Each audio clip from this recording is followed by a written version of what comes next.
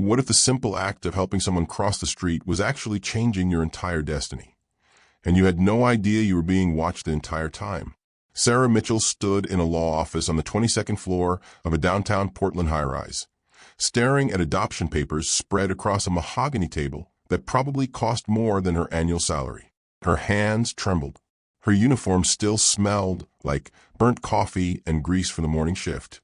6 men in tailored suits flanked the walls like sentries. An attorney with silver hair watched her with an expression she couldn't read, something between pity and admiration. The adoption papers weren't for a child. They were for her. An 82-year-old man she'd known for 9 months, a man she thought was homeless, invisible, forgotten, had just made her his legal daughter, his heir, the recipient of a fortune she didn't know existed, and a legacy she couldn't begin to comprehend. But none of that mattered yet, because this story didn't begin in a law office with leather chairs and panoramic city views. It began on a rain-soaked crosswalk outside a diner where truckers argued about football and the coffee tasted like regret. It began with 2 minutes every morning. 2 minutes that felt insignificant. 2 minutes that changed everything.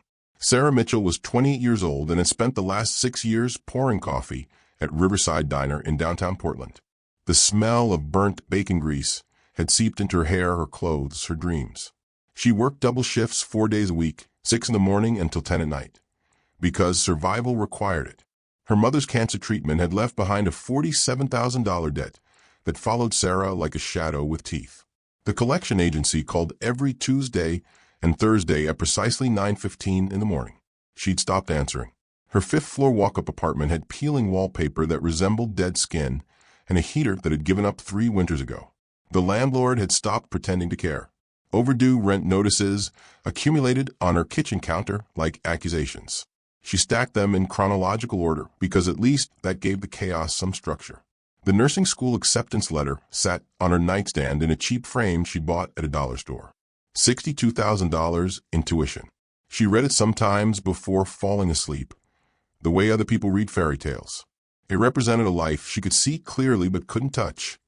A future where she healed people instead of serving them eggs they'd send back for being too runny. Sarah had learned to measure her life in small units, not years or months, but shifts survived, bills delayed, meals skipped so her mother could eat. She'd stopped buying new shoes when the soles wore through. She'd stopped coloring her graying hair. She'd stopped believing that hard work alone could pull someone out of poverty. Kindness was the only currency she had left to spend. It cost nothing and bought nothing, but it was hers to give. And every morning at 7:15, she gave it to a stranger who never asked for it. Walter Hayes appeared at the crosswalk outside Riverside Diner at exactly 7:15 every morning with the reliability of a church bell. He was 82 years old, though he looked older. Decades of gravity had pulled his spine into a question mark. His hands trembled when they gripped his walking stick. His eyes clouded with cataracts, never quite focused on anything directly. He wore the same brown coat every day, threadbare at the elbows, stained at the collar. The same gray slacks. The same scuffed shoes held together with duct tape. The other waitresses called him the ghost. Not to his face. He moved too slowly to hear whisper conversations. But behind the counter, over cigarettes during smoke breaks, he was invisible to them. Another piece of Portland's homeless population that blended into the rain-soaked streets like graffiti on brick walls. Monica, a waitress who'd worked at Riverside for 12 years and had opinions about everything, had warned Sarah during her second week, "Don't waste your time on that old man. He doesn't tip, doesn't talk, probably doesn't even remember you day to day." Gregory, the diner's manager, complained that Sarah's morning ritual made her late to clock in. "We open at 7:30, he'd say, tapping the time clock with his pen. Not 7:35, not 7:40, 7:30. But Sarah had never been good at listening to practical advice. Walter appeared at that crosswalk every morning, struggling with a journey that took him 2 agonizing minutes to complete. And every morning she met him there. The first time Sarah offered her arm, Walter grunted and refused.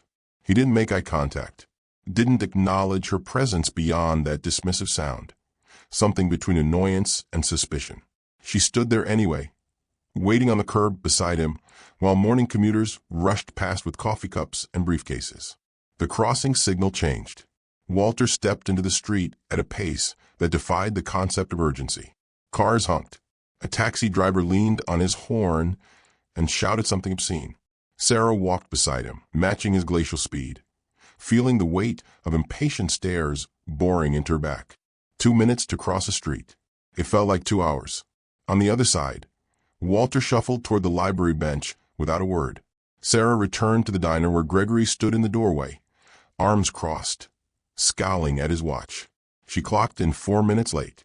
He docked her pay 15 minutes. Day 23 was different. Sarah had stopped expecting anything from Walter beyond his daily rejection of her offered arm. But that Tuesday morning in late September, when she extended her hand, he paused. His clouded eyes finally lifted to her face. His grip, when it came, was weak, all bone and papery skin that felt like it might tear beneath her fingers. They crossed together. His weight leaned into her more than she'd anticipated. She adjusted her stance, became his anchor against gravity and time. On the opposite curb, he spoke. 2 words, barely audible beneath the rumble of traffic. "Thank you." Sarah guided him to the library bench, a wooden structure with peeling green paint that faced the intersection. She waited while he lowered himself down, joints creaking audibly. His hand shook when they gripped his walking stick. She noticed a tremor, filed it away as something important even though she didn't know why. "You're welcome," she said. Walter didn't respond. But when Sarah turned to leave, she caught him watching her go. The first real acknowledgement that she existed in his world. The ritual became automatic. 7:15 in the morning, every single day, rain or shine. Sarah started arriving 20 minutes early, unpaid time that cut into her already insufficient sleep. She told herself it was about timing, about being there when Walter needed her. The truth lived somewhere deeper, in a place she didn't examine too closely. The other waitresses noticed. Of course they noticed. Playing saint for a homeless guy? Monica said one morning, watching through the diner's front window as Sarah helped Walter across the street. "What's in it for you?" A customer at the counter, a regular who drove a BMW and never tipped more than 10%, asked the same question with less subtlety. "Why do you bother with that old man? He can't possibly be worth your time." Sarah had no answer that made sense to anyone, including herself. How could she explain that those 2 minutes felt like the only honest transaction in her day, that everyone else wanted something from her? Faster service, better coffee, a smile that reached her eyes. But Walter just needed someone to walk beside him. In October, Walter started waiting for her, and for the first time in 9 months he smiled. Sarah started bringing coffee from the diner. Black, 2 sugars, in a ceramic mug because Walter had mentioned once, voice barely above a whisper, that his wife used to make it that way. She charged it to her own tab, $2.50 every morning, $75 a month she couldn't afford to spend. Gregory raised his eyebrows when he reviewed the receipts, but said nothing. Walter began talking. Not much, just fragments dropped into the silence between them like stones into still water. He'd been an engineer, designed bridges, building structures that outlived their creators. His wife died in 1987. Heart attack, sudden, no warning. No children. No family left that mattered. Sarah filled the quiet spaces with her own confessions. The nursing school acceptance letter. The impossible debt. The fear that she'd spend her entire life serving other people's breakfast and never quite escape the weight of $47,000 in medical bills that weren't even hers. Walter listened. Really listened, not the performative nodding people did while waiting for their turn to speak. These 2 minutes became the anchor in her drowning life. The only time she felt tethered to something real. Portland winter arrived with freezing rain that turned sidewalks into skating rinks. Walter's trembling hands got worse. Sarah noticed ice clinging to his bare fingers one January morning and made a decision. She spent $4 at a thrift store on brown knit gloves, her lunch money for the day. She'd eat crackers from the diner's pantry and tell herself she wasn't hungry. Walter wore the gloves every single day after that. Monica cornered Sarah during a smoke break in February. "He's using you. Old guys like that are manipulators. They play on your sympathy then." "Then what?" Sarah interrupted. He asks me for money? He hasn't. He demands something? He doesn't. So what exactly is he using me for, Monica? Monica had no answer. Just another drag on her cigarette and a look that said Sarah was too naive to understand how the world worked. Maybe she was. But Sarah kept showing up at 7:15 every morning anyway. Not because Walter needed her, though he did, but because she needed this. The ritual, the simplicity of kindness given without calculation, in a life measured by debt and desperation. Those 2 minutes were hers. Clean, pure, uncomplicated. She had no idea someone was documenting everything. Tuesday morning, October 14th, 7:15 came and went. The crosswalk outside Riverside Diner remained empty.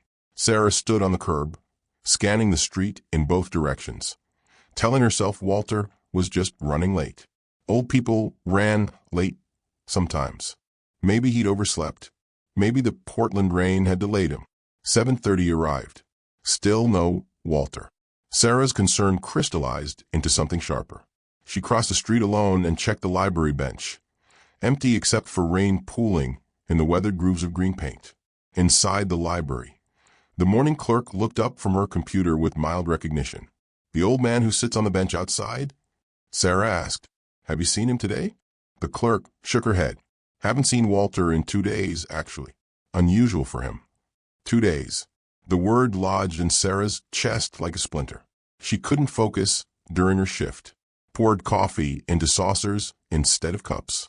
Burned herself on the pot when her attention drifted to the window, searching for a stooped figure that never appeared. Gregory noticed but said nothing, which somehow made it worse. Wednesday morning, 7:15. Empty crosswalk, empty bench. Sarah felt panic setting in, the kind that started in her stomach and spread like frost across her ribs. She realized with horrible clarity that she knew almost nothing about Walter Hayes. Not his address, not his phone number, not how to reach him if something happened. And something had happened. She knew it the way storm is coming before the first drop of rain falls. 9 months of ritual doesn't break without reason. Walter had been there every single morning, reliable as sunrise. His absence screamed louder than words ever could. Thursday morning, 9:47. Breakfast rush in full chaos.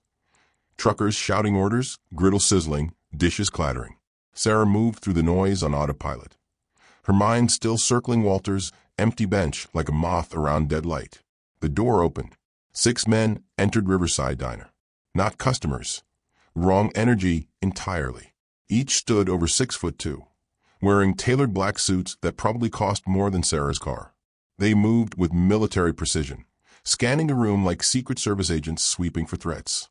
Their eyes cataloged exits, counted occupants, assessed risks with mechanical efficiency.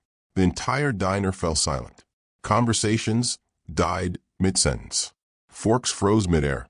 Even the sizzle of bacon on the griddle seemed to hush, as though the grease itself recognized the presence of something foreign and powerful.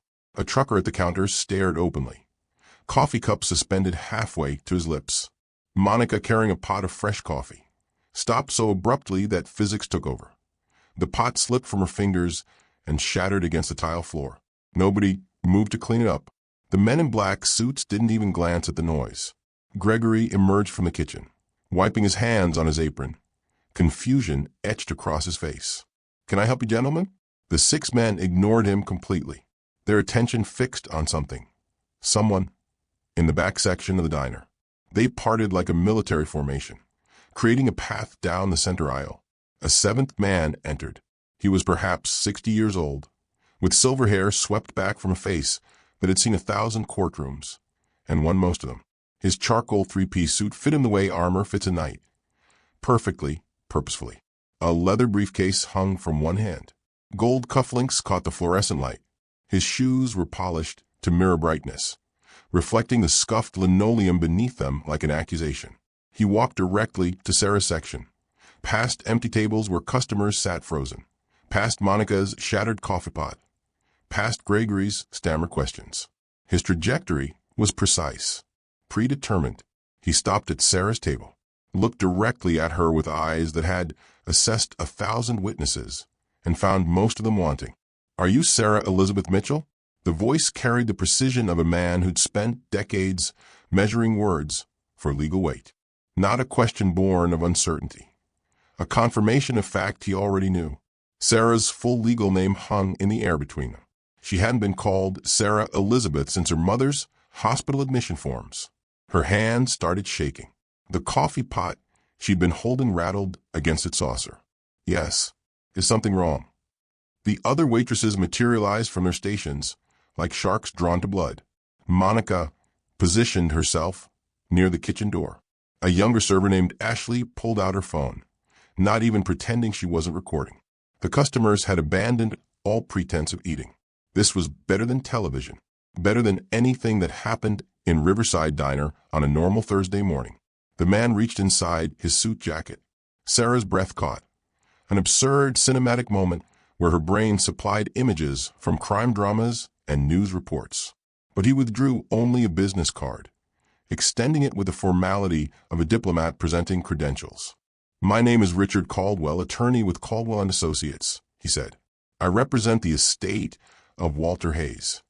Estate. The word hit Sarah like cold water. Estate meant death. Estate meant gone. Estate meant the empty bench outside wasn't temporary. "Is he?" Sarah couldn't finish the sentence. Her throat closed around the words. Richard Caldwell's expression softened fractionally. A crack in professional armor that suggested he'd delivered this news before and hated it every time. "Perhaps you should sit down, Miss Mitchell." But Sarah remained standing, gripping the table's edge, because her legs had forgotten their purpose. Monica whispered something to Ashley. Gregory took a step forward, then stopped, clearly out of his depth. Customers held their phones higher, capturing every angle. "I regret to inform you that Walter Hayes passed away Monday evening." The words arrived in order: subject, verb, object. But they made no sense strung together. Sarah's knees buckled. Her grip on the table became the only thing preventing collapse. Genuine grief crashed through her chest like a wave through a sandcastle. Unexpected in its force. Overwhelming in its completeness.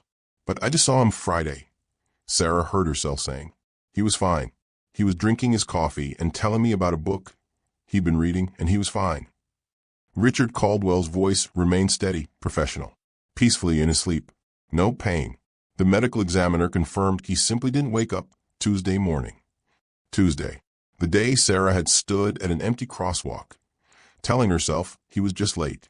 Monica's whisper cut through the fog. "Why are they telling you?" Why indeed? Sarah was nobody. A waitress who'd walked an old man across the street. That was the extent of their relationship. 2 minutes of kindness repeated until it became routine. It shouldn't warrant an attorney in a 3-piece suit. It shouldn't warrant 6 bodyguards and business cards with raised lettering. Tears streamed down Sarah's face without permission. She couldn't speak, couldn't explain to the room full of strangers why she was crying over a man she'd barely known. How could she tell them that Walter had been the purest part of her day? That those 2 minutes had made her feel human when everything else made her feel like a cog in a machine designed to extract labor and leave nothing behind? Gregory approached awkwardly, hovering at the edge of the scene like a man watching a house fire. "Sarah, maybe you should sit down. Take a break. I can cover your section." But Richard Caldwell shook his head with the authority of someone accustomed to controlling rooms. "I'm afraid Miss Mitchell needs to come with us. There are legal matters requiring immediate attention." Sarah wiped her face with her apron, the same grease-stained apron she'd worn for 6 years. "I don't understand. I'm nobody to him. I'm just someone who helped him cross the street." The attorney's expression shifted. Something that might have been respect flickered across his features. Mr. Hayes would have disagreed with that assessment. Miss Mitchell, quite strongly. Richard Caldwell opened his briefcase with practiced precision. Mr. Hayes's last will and testament contained specific provisions that require your immediate presence at the reading. He was quite insistent about that particular detail. Sarah shook her head, confusion mixing with grief. "I don't understand. I'm nobody to him. Just someone." "He was quite specific about you, Miss Mitchell," Caldwell interrupted, pulling a photograph from his briefcase. He placed it on the table between them. Sarah stared at the image. It showed her helping Walter across a crosswalk, taken from an elevated angle. The library window, she realized. September morning, judging by the leaves. Walter's hand gripped her arm. Her face showed concentration as she guided him past a stopped taxi. The photo had been taken without her knowledge, without her consent. He documented everything. Caldwell said quietly. Monica leaned over Sarah's shoulder to see, then recoiled as though the photograph proved something dangerous. Gregory's expression shifted from confusion to something approaching awe. The customers craned their necks, trying to glimpse what had rendered their morning entertainment speechless. Walter had been watching, recording, cataloging her small kindnesses like a scientist documenting specimens. The realization should have felt invasive. Instead, it felt intentional. Richard Caldwell produced a leather notebook from his briefcase, opened it to a page marked with a silk ribbon. His reading glasses caught the diner's fluorescent light as he began reciting. Coffee, black, 2 sugars, served in a ceramic mug, never paper, because that was how his wife prepared it. Caldwell's eyes lifted to Sarah. Ring any bells, Miss Mitchell? Sarah nodded mutely. You walk on the traffic side of the crosswalk, always positioning yourself between Mr. Hayes and moving vehicles. He turned a page. On icy mornings, you count his steps out loud. 1, 2, steady. 1, 2, steady. A rhythm to help him maintain balance. Sarah's face drained of color. She'd done that unconsciously, not realizing anyone noticed. You adjust your pace exactly to match his, never rushing him, never showing impatience, even when drivers honk or commuters complain. Another page turned. November 3rd. You purchased brown knit gloves from the St. Vincent, Delaware Paul thrift store on Burnside. $4. You skipped lunch that day to afford them. He noticed all that? Sarah whispered. Mr. Hayes noticed everything, Miss Mitchell. Caldwell closed the notebook with quiet finality. He was an engineer by training. Observation was his religion. Details were his scripture. Gregory's expression had shifted from skepticism to shock. He looked at Sarah as though seeing her for the first time, not the exhausted waitress who showed up late and worked double shifts, but someone capable of inspiring this kind of attention from a man wealthy enough to employ lawyers who wore $1,000 suits. Monica's jealousy began to show in the tightness around her mouth, the way her arms crossed defensively over her chest. Sarah saw it and understood. Monica had worked at Riverside for 12 years and never been noticed by anyone. Outside, a black Mercedes S-Class idled at the curb, engine purring with the quiet confidence of German engineering. A driver in matching black suit stood beside the rear door, waiting with military posture. Richard Caldwell gestured toward it. The reading is scheduled for 11 o'clock. We should depart. Sarah looked at Gregory, still clutching her apron like a security blanket. I have 4 more hours on my shift. Gregory waved her off with a hand that trembled slightly. Go. Just go. Don't worry about it. The leather seats embraced Sarah like they'd been designed for royalty, not waitresses who smelled like grease and desperation. New car scent mixed with leather polish and something else, money, perhaps, or the absence of worry. Her uniform left a small grease stain on the cream-colored upholstery. She tried to position herself to hide it. Portland streets passed outside tinted windows. The driver navigated with GPS precision, heading west toward the hills where houses had gates and views. Sarah had cleaned one of those houses once, a side job during nursing school. The owner had followed her from room to room, making sure she didn't steal the silver. Now she rode through that same neighborhood in a car worth more than 3 years of her salary, being escorted to a law office because a man she'd known for 9 months had noticed she walked on the traffic side of the crosswalk. Nothing about this made sense. Everything about it terrified her. Caldwell and Associates occupied the 22nd floor of a downtown high-rise that Sarah had walked past 1,000 times without ever imagining she'd enter. The elevator moved so smoothly she couldn't feel the ascent, just the numbers climbing on the digital display until they reached heights that made her ears pop. The doors opened onto a reception area that redefined her understanding of professional spaces. Floor-to-ceiling windows offered panoramic views of Portland, the Willamette River snaking through downtown, Mount Hood rising in the distance like a sleeping giant. Marble floors reflected overhead lighting with mirror precision. Abstract art hung on walls, the kind Sarah had seen in museums, pieces worth more than her annual salary, maybe more than her lifetime earnings. The receptionist sat behind a desk made of glass and chrome, wearing a dress that cost more than Sarah's monthly rent. She glanced at Sarah's grease-stained uniform with an expression carefully neutral, the look of someone trained not to judge, but unable to hide what her eyes revealed. Sarah felt like a stray dog that had wandered into a palace. Her shoes, practical, scuffed, bought on clearance 3 years ago, squeaked against marble with each step. Her presence here violated some unspoken rule about who belonged in spaces like this. Richard Caldwell led her down a hallway lined with portraits of stern-faced men in suits. Partners, probably. Men who'd built fortunes on billable hours and legal victories.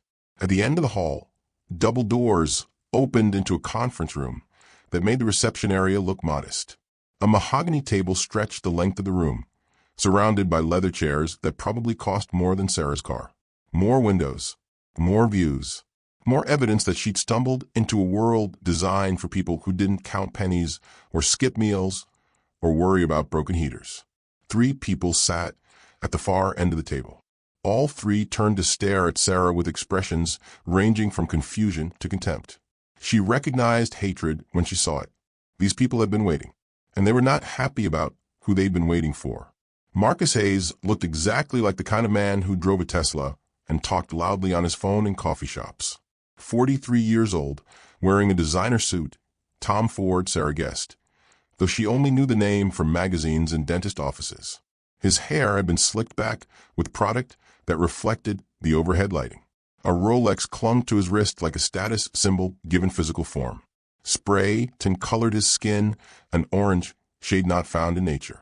His eyes swept over Sarah, uniform scuffed shoes, grease-stained apron still bunched in her hand, and dismissed her in the time it took most people to blink. "This is who we've been waiting for?" He directed the question at Richard Caldwell, but his voice carried the theatrical quality of someone performing for an audience. "A waitress." The woman beside him, Lydia Hayes, presumably based on the matching wedding ring, wore a Chanel suit 2 sizes too small. Fresh Botox had frozen her forehead into permanent surprise. Diamond rings covered every finger like armor plating. She looked Sarah up and down with visible disgust, the way someone might examine a cockroach that had crawled onto their dinner plate. The third person, a woman in her late 30s with professionally highlighted hair and a real estate broker's practice smile, leaned forward with manufactured sympathy. "Oh, sweetie," Jennifer Hayes said in a voice dripping with condescension. "You must be so confused right now." All 3 radiated entitlement the way heaters radiate warmth, constantly unconsciously, as though it were their natural state. They sat in leather chairs like thrones, positioned at the head of a table, as though this were their kingdom, and everyone else merely visitors granted temporary entry. Marcus checked his Rolex with theatrical impatience. "Can we get this over with? I have a 2 o'clock in Seattle. My assistant already rescheduled it once." Sarah remained standing near the door, suddenly aware of every imperfection in her appearance. The coffee stain on her collar, the tear in her sleeve from catching it on the freezer door, the fact that she hadn't brushed her hair before her shift because she'd been too worried about an old man who hadn't shown up at a crosswalk. Richard Caldwell gestured to an empty chair. "Please sit, Miss Mitchell. We'll begin shortly." Most people wouldn't notice someone like Sarah in a place like this, but Walter Hayes had, and somehow that changed everything. Richard Caldwell opened a sealed envelope with the precision of a surgeon making an incision. The room held its breath. He unfolded a document that had been notarized, witnessed, and locked away until this exact moment. His voice carried the formal cadence of legal proceedings. No emotion, just facts delivered in order. "To my nephew, Marcus Hayes, I bequeath the sum of $2 million in liquid assets, to be transferred from my personal savings account at First National Bank." Marcus's face darkened like storm clouds gathering. His jaw clenched. $2 million, an amount that would change most people's lives, landed on him like an insult. "That's it? $2 million. Lydia's voice came out shrill, disbelieving. Walter was worth at least $50 million. Everyone knew that. Richard Caldwell continued as though no one had spoken, his eyes never leaving the document.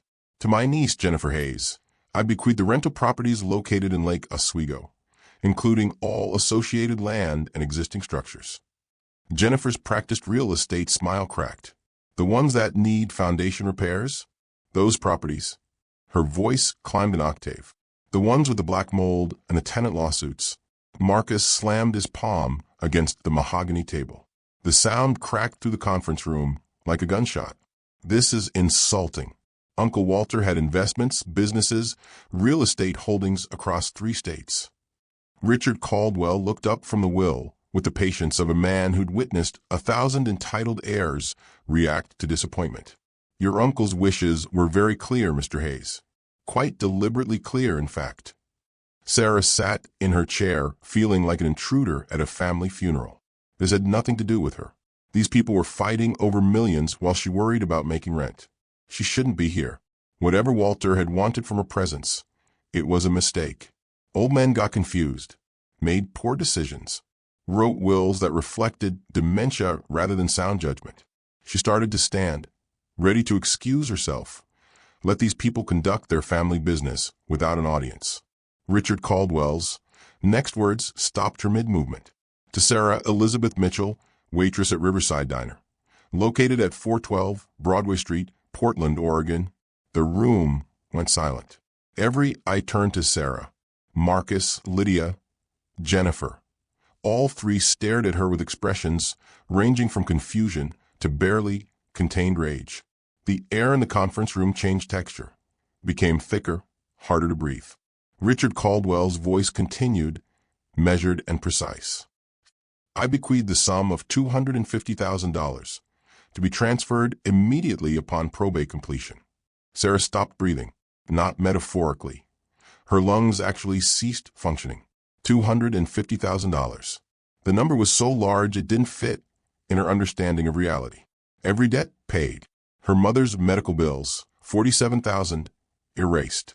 Nursing school tuition, $62,000, fully funded. Rent paid for years. A car that didn't break down every other month. A life that didn't revolve around survival mathematics. Marcus exploded from his chair. $250,000 to Waitress. Lydia's voice hit frequencies that made Sarah's ears ring. She manipulated him.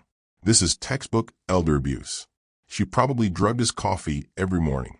Jennifer adopted a tone of reasonable concern, the voice she probably used with difficult clients. Uncle Walter clearly wasn't in his right mind. We'll contest this. Any judge will see.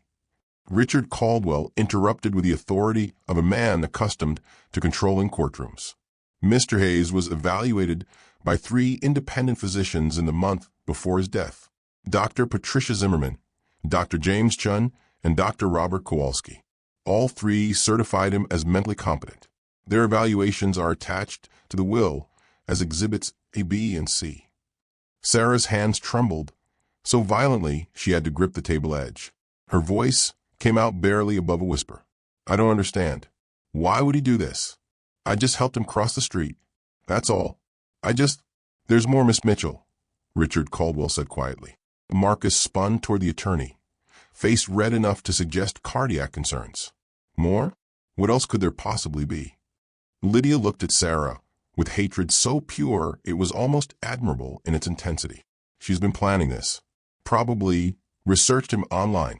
Found out he had money. This whole kind waitress act was a con from day one. Sarah wanted to defend herself, but couldn't find words. How do you prove kindness wasn't calculated? How do you demonstrate that 2 minutes of helping someone cross a street came from compassion rather than conspiracy? Richard Caldwell opened a second envelope. His expression remained neutral, but something in his eyes suggested he was enjoying this more than his professional demeanor allowed him to show. I also leave to Sarah Elizabeth Mitchell the property located at 847 Pine Street, Portland, Oregon, including all structures, land, and associated rights. For a moment, silence held. Then Marcus started laughing. Not polite laughter. The kind that doubled him over, made him grip the table for support. Real, genuine, almost hysterical amusement. The old library building? He could barely speak through his laughter. He left her the condemned library building. Jennifer joined in her real estate expertise, adding fuel to Marcus's mockery. That condemned wreck? Oh, this is rich. That's the building the city's been trying to demolish for 3 years. Lydia's expression shifted from hatred to something approaching pity. He leaves her a building scheduled for demolition. How generous.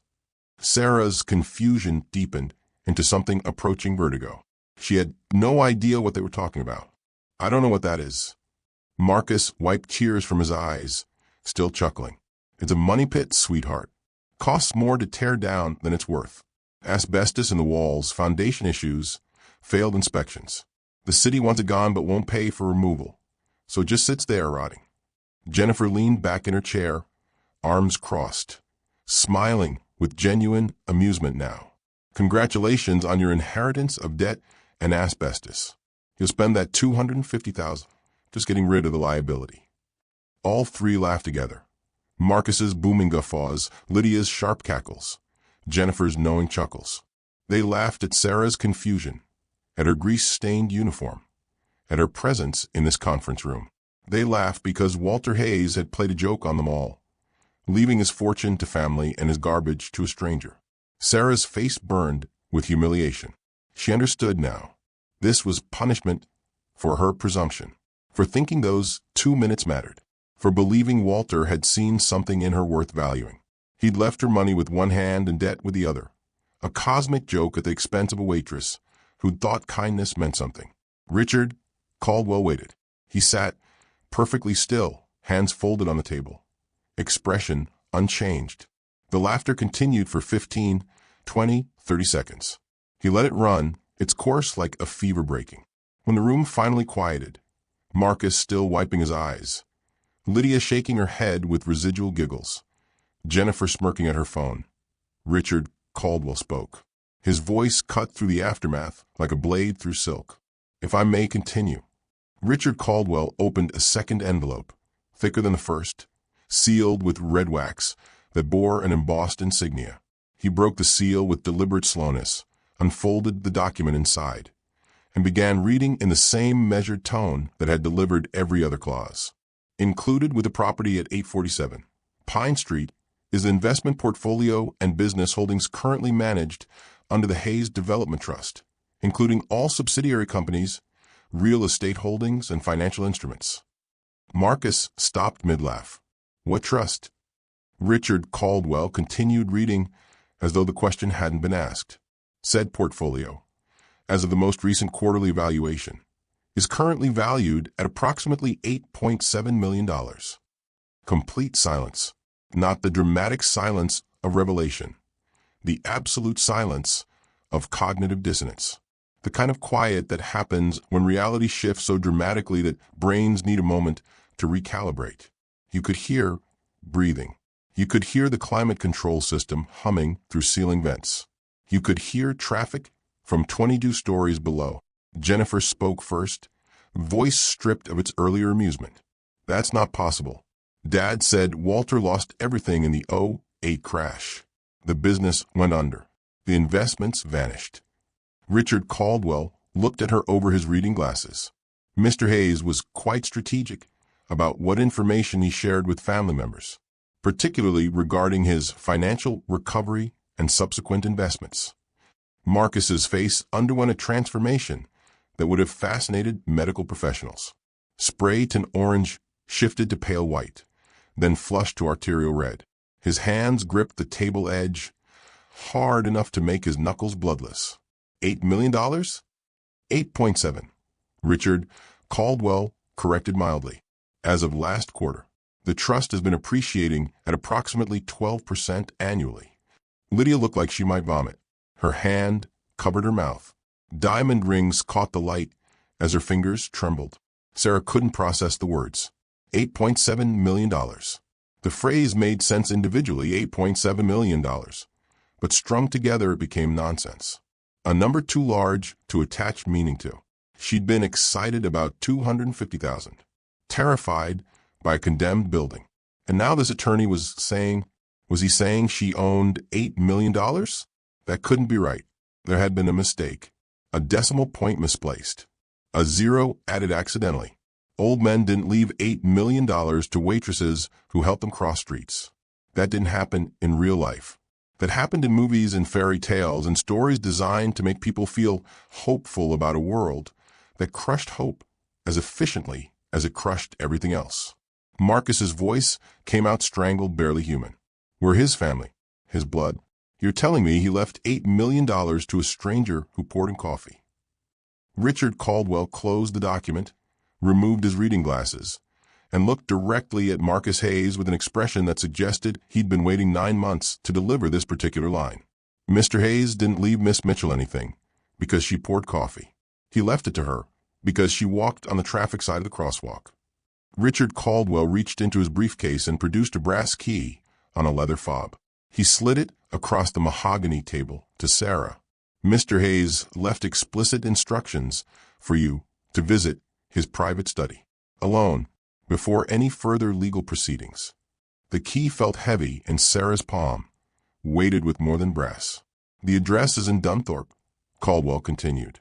I've arranged for the driver to take you there immediately. Marcus slammed his hand on the table again. Dunthorpe? The mansion in Dunthorpe? We're family, and we never got access to that study. He locked it 15 years ago and wouldn't let anyone inside. Richard Caldwell's expression remained professionally neutral. Your uncle's wishes, Mr. Hayes. Miss Mitchell has legal right to access the property as of this moment. You do not. The drive to Dunthorpe took 20 minutes through neighborhoods where houses hid behind gates and old money whispered its presence through perfect landscaping. The address led to a mansion, not metaphorically, but literally. A structure with wings, columns. A circular driveway that could accommodate a dozen cars. An elderly housekeeper waited at the entrance, her face creased with genuine grief. You must be Sarah. Mr. Hayes spoke of you often. He wanted you to see this alone. No lawyers, no family, just you. She led Sarah through hallways lined with photographs and into a wing that felt separate from the rest of the house. At the end of a corridor, a door stood closed. The housekeeper unlocked it with a matching brass key, then stepped back. He hasn't allowed anyone in here in 15 years, she whispered. Not even me. Whatever's inside, he saved it for you. Sarah pushed the door open and stepped into a room that redefined her understanding of obsession. 3 walls covered floor to ceiling with corkboard. Photographs pinned in neat rows. Documents organized by date. Maps marked with colored pins. String connecting images in patterns that suggested detective work or madness. Possibly both. The 4th wall was entirely windows overlooking a garden where roses bloomed despite October's chill. In the center of the room, a timeline stretched across the largest corkboard. 40 years documented in newspaper clippings, photographs, and handwritten notes. Sarah approached it slowly, afraid that moving too quickly might shatter whatever reality she'd stumbled into. Photos of a younger Walter in tailored suits, shaking hands with governors and senators. Newspaper clippings with headlines that made her breath catch. Hayes Construction revolutionizes Portland development. Tech pioneer Walter Hayes donates $12 million to engineering program. Local philanthropist funds community center in historic district. Walter wasn't just wealthy. He'd been a titan. The kind of person whose name appeared on buildings and hospital wings. Someone who shaped cities and influenced policy. And he'd spent the last 9 months of his life dressed like a homeless man, riding the bus, sitting on a library bench. Why? Sarah's eyes moved to a section of corkboard labeled in careful block letters. Character study.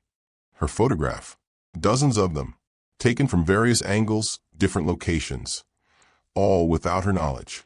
Sarah helping an elderly woman carry groceries up apartment stairs. She'd forgotten about that day. Sarah giving her packed lunch to a homeless teenager outside the diner.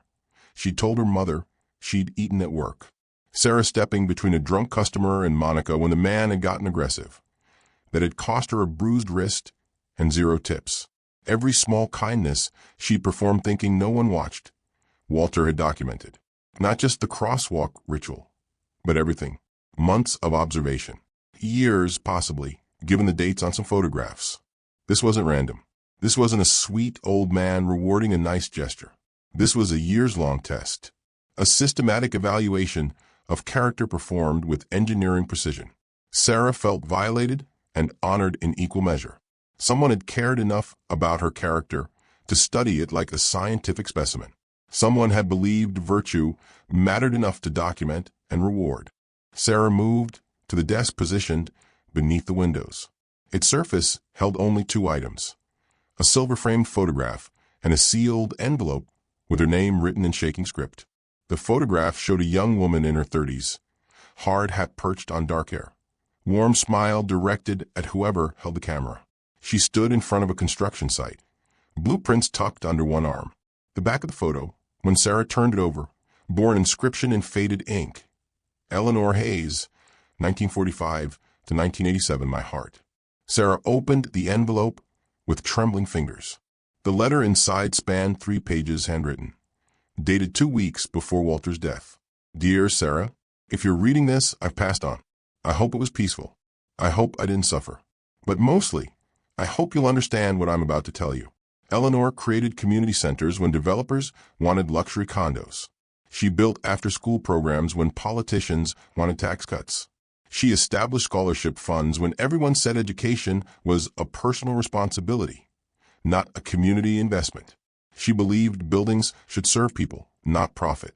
That belief was her religion. In 1986, my brother, Marcus's father, took control of the family business. He saw Eleanor's projects as money wasted. Within a year, he'd sold 3 community centers to a developer who turned them into expensive apartments. Hundreds of families displaced. Programs ended. Eleanor fought him. She organized protests, filed lawsuits, spent her own money trying to save what she built. The stress triggered a heart condition. She died in my arms on a Tuesday morning, knowing her life's work was being systematically destroyed. She was 42 years old. I've spent 38 years rebuilding what she started. Quietly, hidden from family who would have stopped me. I bought back the community centers, reestablished the programs, created trust they couldn't touch, and I've been searching for someone worthy of carrying Eleanor's legacy forward. I watched you for 9 months, Sarah. Watched you choose kindness when you had every reason to choose survival. Watched you give away lunch money to buy gloves for a stranger. Watched you position yourself between traffic and an old man you thought was homeless. You have Eleanor's heart, the one that gives without counting cost, the one that sees human beings instead of obstacles, the one that believes 2 minutes of kindness matters more than years of profit. The money is for your freedom. The building is for your purpose. The legacy is for your future. Don't let my family take this from you. They'll try. They'll claim mental incompetence, manipulation, anything that might restore their inheritance. But I chose you deliberately, methodically, with full understanding of exactly what I was doing. You passed a test you didn't know you were taking. Now, live the life Eleanor never got to finish. With deepest respect, Walter Hayes. Sarah collapsed into the desk chair. Letter clutched her chest and sobbed. Not from grief, though grief lived there too. From the weight of being seen, really seen. For 9 months, someone had watched her small kindnesses and decided they mattered. In a world that told her she was disposable, Walter Hayes had called her essential. If you're still here, subscribe before this family tries what Walter warned about. Drop a comment if you trust this gift or question it. The first check Sarah wrote was to Portland Medical Center, $47,000, the entire balance of her mother's cancer treatment debt. She sat in the billing office and watched the clerk process the payment with trembling hands, waiting for someone to tell her it was a mistake, that the money wasn't real, that she'd wake up in her 5th-floor walk-up with a broken heater and overdue rent notices. The clerk smiled. You're all clear, Miss Mitchell. Her mother collapsed when Sarah told her, not dramatically. Her legs simply stopped supporting her weight. She sat on the kitchen floor of her small apartment and wept with a relief so profound it looked like grief. For the first time in 3 years, she could breathe without the weight of unpaid medical bills crushing her chest. Nursing school tuition came next. $62,000 paid in full. The admissions office called to confirm the payment 3 times, certain their system had glitched. Sarah's landlord actually showed up when she paid 6 months' rent in advance. He fixed the heater that same afternoon, replaced the broken window in the bathroom, patched the hole in the ceiling where rain leaked through. He'd ignored those repairs for 2 years. But money changed what people considered urgent. That night, Sarah sat on her apartment floor, newly clean carpet, newly functioning heat, and wept. Relief, grief, and disbelief tangled together until she couldn't separate them. Walter was gone. Walter had saved her. Both truths existed simultaneously, impossible and undeniable. 1 week later, Sarah returned to Riverside Diner. She'd spent days in meetings with attorneys, accountants, and property managers, learning the architecture of wealth. But the diner felt like home in a way conference rooms never would. She arrived during the morning shift wearing clean clothes, not expensive but new. Her hair had been cut and styled. She looked rested for the first time in 6 years. Sleep came easier when you weren't calculating which bill to pay and which to delay. Gregory saw her through the kitchen window. He emerged, wiping his hands on his apron, expression caught between relief and confusion. "Sarah, you coming back to work?" The entire staff had gathered by then. Monica, Ashley, the line cooks, even the dishwasher, who rarely spoke. They sensed something significant was happening. The way animals sense earthquakes before the ground starts shaking. Sarah took a breath. "Actually, Gregory, I need to talk to everyone. Can we have a staff meeting?"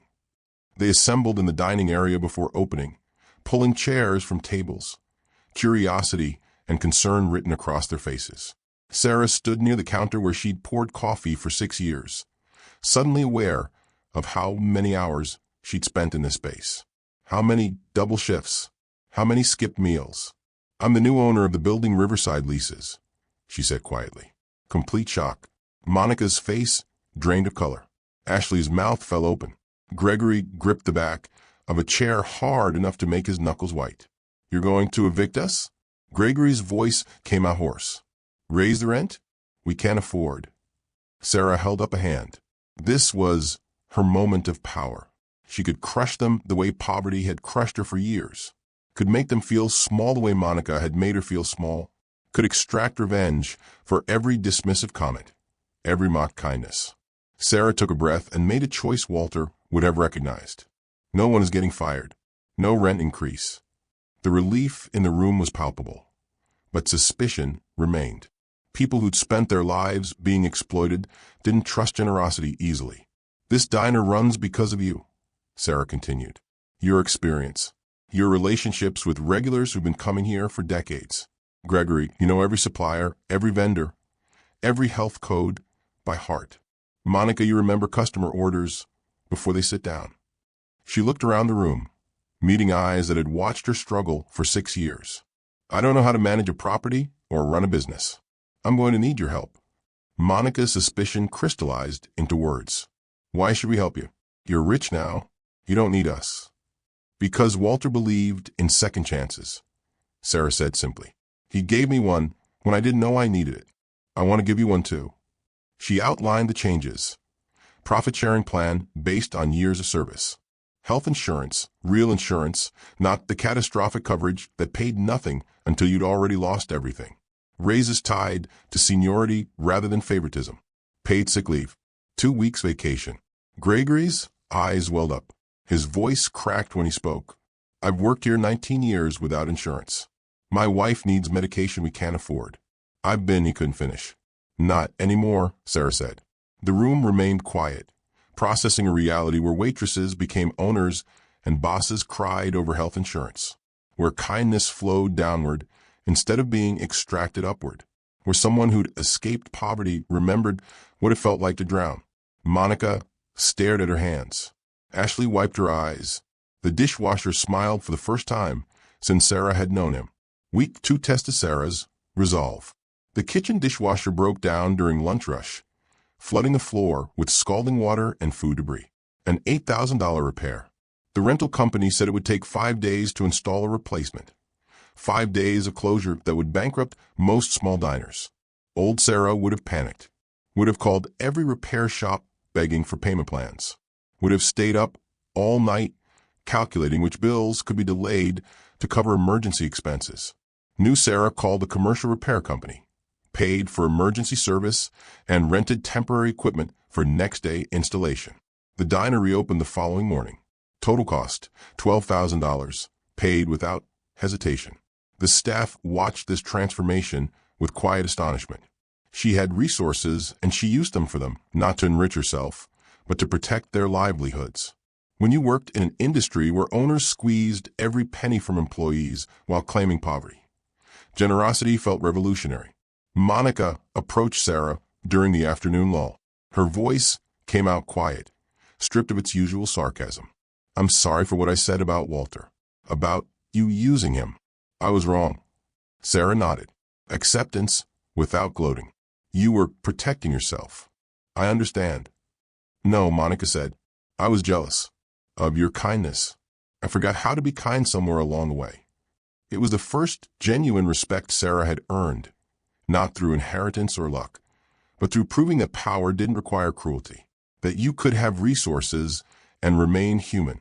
Marcus Hayes filed the legal challenge 3 weeks after the will reading. The paperwork cited undue influence and mental incapacity, standard language, for families contesting inheritances. But Marcus had money, connections, and rage that had fermented into something toxic. He hired investigators, not the kind who followed cheating spouses, but corporate investigators who specialized in destroying reputations. They dug into Sarah's life with surgical precision, searching for anything that could be weaponized.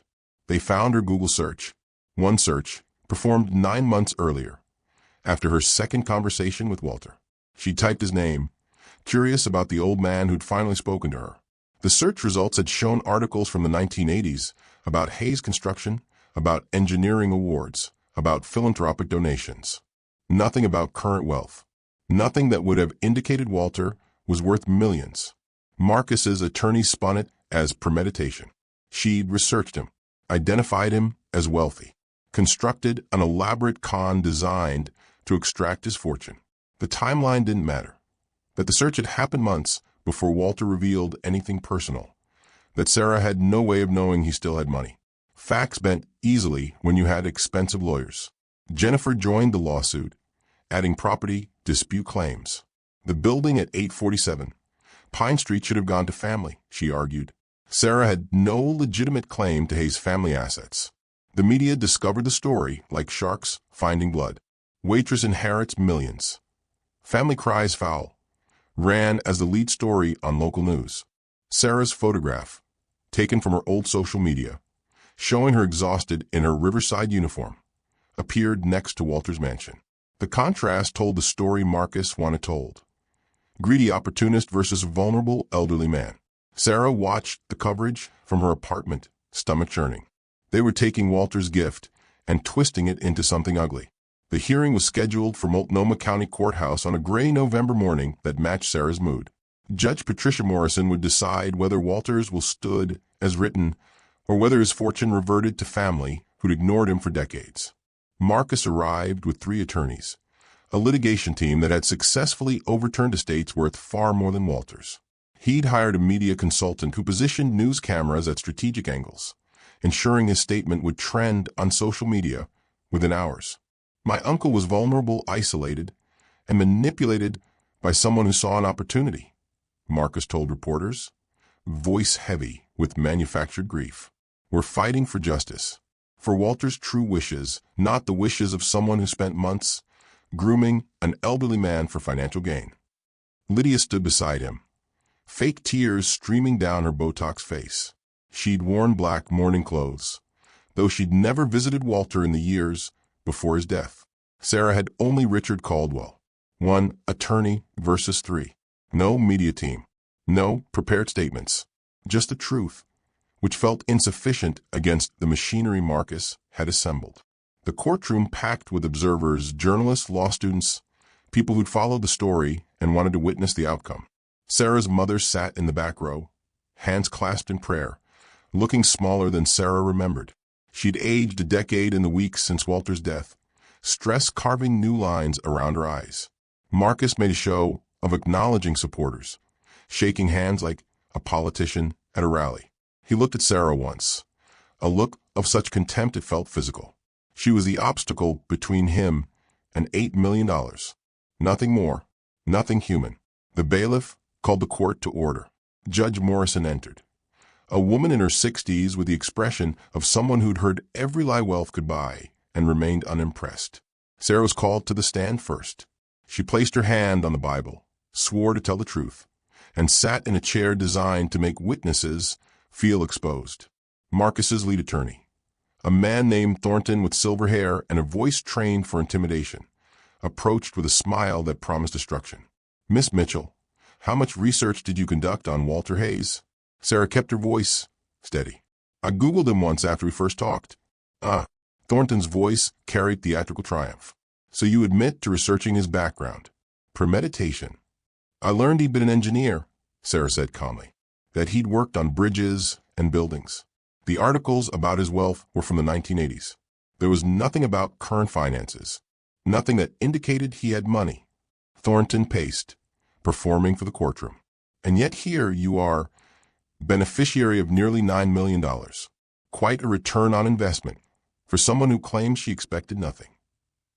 "Why did you help him, Miss Mitchell?" Judge Morrison interrupted, her voice cutting through Thornton's performance. "Every morning for 9 months. What did you expect to gain?" Sarah looked directly at the judge. "I expected nothing, Your Honor. He was alone. No one else helped him. That's all." "You expect us to believe," Thornton pressed, "that you wanted nothing? That this wasn't calculated from the first day you approached him?" Sarah's voice cracked, not from weakness, but from exhaustion. "I expected nothing. There's a difference between expecting and wanting. I wanted him to make it across the street safely. That's all. That's everything." Judge Morrison leaned forward. "Explain your relationship with Mr. Hayes in your own words." Sarah told the story simply. The crosswalk at 7:15. The 2 minutes that became routine. The coffee, black, 2 sugars. The conversations where she talked and Walter listened. 9 months of small kindnesses performed without audience or reward. "He never asked for help," Sarah said quietly. "I just offer it every morning while other people walked past like he was invisible." The courtroom had gone quiet. Even the journalists had stopped typing. "For 9 months," Sarah continued, voice breaking. "Every single morning.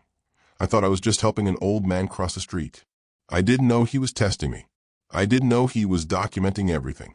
I just knew he was alone. And being alone is terrible. And 2 minutes of my time didn't cost me anything but gave him." She couldn't finish. Tears streamed down her face. Richard Caldwell stood, carrying a banker's box filled with evidence. He presented Walter's journals. 9 months of observations written in shaking script. Private investigator reports documenting not Sarah's character, but Marcus's business failures. Financial records showing Marcus had borrowed $500,000 from Walter and never repaid it. Jennifer's real estate properties, bought with Walter's loans, all in default. Photographs proving Sarah had never known Walter's true identity. Shots of her researching nursing schools while Walter watched from the library window. Her giving away lunch money. Her defending Monica from an aggressive customer while Walter documented everything from his bench. The final piece of evidence. Security footage from a library. 9 months condensed into 15 minutes. Sarah helping Walter cross the street every single morning. Never once looking at his wallet. Never asking for anything. Just walking beside him at his pace. Positioning herself between traffic and an old man she thought the world had forgotten. Judge Morrison watched in silence. Marcus's attorneys had no rebuttal. The evidence was overwhelming, documentary, undeniable. The truth, it turned out, had been recorded all along. Judge Morrison delivered her ruling without dramatics. Walter Hayes had been evaluated by 3 independent physicians. His will was clear, specific, and legally sound. Marcus and Jennifer's challenge was dismissed with prejudice, meaning they couldn't file again. The court ordered them to pay Sarah's legal costs and issued a formal reprimand for bringing a frivolous lawsuit designed to harass rather than seek justice. Sarah walked out of the courthouse to applause from observers who'd followed the case. Strangers who'd never met Walter, but recognized something true in his final act. Her mother waited on the courthouse steps, crying with relief that had nothing to do with money and everything to do with watching her daughter survive a system designed to crush people like them. Marcus left through a side entrance, attorneys flanking him like bodyguards. He'd lost more than money. He'd lost the narrative. The story would remember him not as a grieving nephew, but as a greedy heir who'd ignored his uncle in life and fought for his fortune in death. The building at 847 Pine Street underwent renovation over 6 months. asbestos removed, foundation repaired. What Marcus had called a condemned wreck became the Eleanor Hayes Center for Community Development. Free medical clinic on the first floor. After-school tutoring programs on the second. Job training and adult education on the third. Sarah hired the people who'd known struggle intimately. Monica became center coordinator. Her sarcasm transformed into fierce advocacy for families who reminded her of who she used to be. Gregory managed facilities, finally using the engineering knowledge he'd acquired through correspondence courses he'd never been able to afford to complete. The center opened on the anniversary of Walter's death. A plaque in the lobby bore both Walter and Eleanor's names, with a quote Sarah had found in Eleanor's papers. Buildings should serve people, not profit. Sarah completed nursing school while managing the center. She worked part-time at the clinic, providing care to people who couldn't afford to see her anywhere else.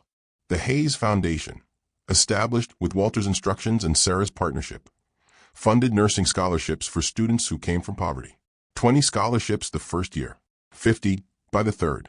She found balance between healing others and honoring the man who'd healed her, between the life Walter had given her and the life Eleanor had envisioned, between wealth and purpose.